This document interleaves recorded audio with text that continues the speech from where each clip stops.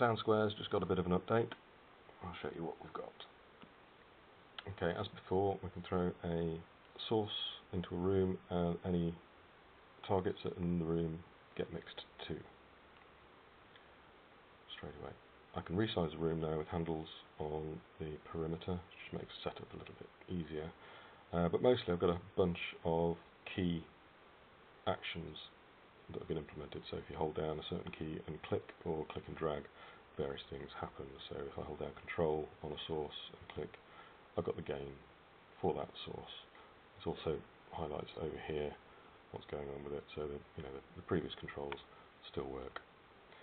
If I hold down A and click, it toggles the mute. If I hold down S and click, it solos it. If I want to hide it, just visually, it carries on mixing it in the background. Hold down D and click on the source, and it's still there, just in outline, but it makes it a lot easier to see what's going on when there's a complicated mix happening.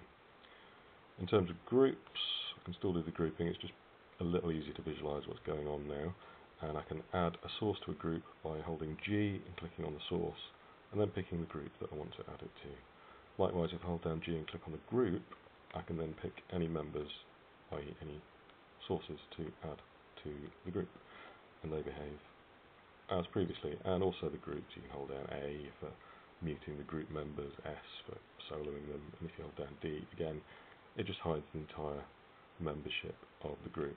If I want to remove a source from a group, I can hold down F to free it and click it, or I can, likewise when that's back in, if I hold down F on the group, it takes all the members out of the group all at the same time. In terms of targets, if I can control and drag on the target, this changes the 0 point for the target. So if the source here is outside of the circle associated with the target, the source is not heard for that target. But as soon as the source comes within the circle for that target, then the volume changes. So the distance and the size of this circle determines what the panning law is, effectively.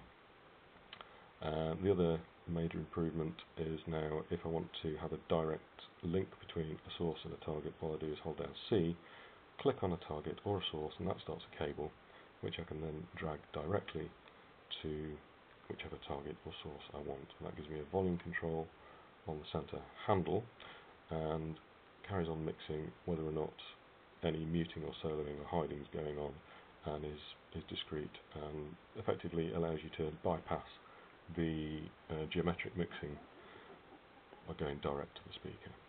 If I want to get rid of cables, I can either hold down X and click on the center of the cable to remove it, or if I want, I can hold down X on the source, and that removes all of the source's cables. Other than that, there's now a bunch of presets in regular VST preset land which remove the need to load everything from files all the time. You can still do that for import and export. It just makes things a bit quicker and a bit slicker because the host now saves all the settings with it. So there we go. That's now 0.8 available on the website. Download it and have a play. Let me know how you get on. SoundSquares.